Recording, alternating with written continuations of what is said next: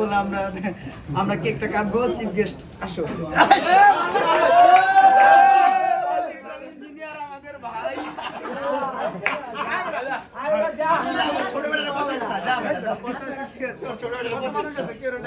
আমি আরেকটা কথা বলতে চাই পাইটু নিয়ে।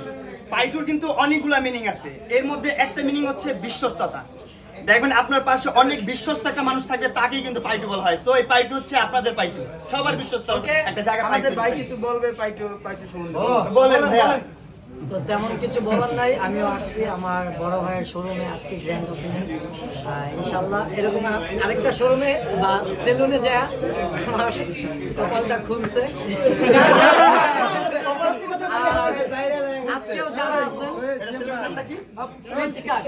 আজকেও যারা আছেন ছোট করে মানে অল্প করে কয় আমার কপালটা খুলছে একটা সেলুনে যায় না। কপাল খুলতে গেলে উল্টো পাল্টা কথা বলতে হবে।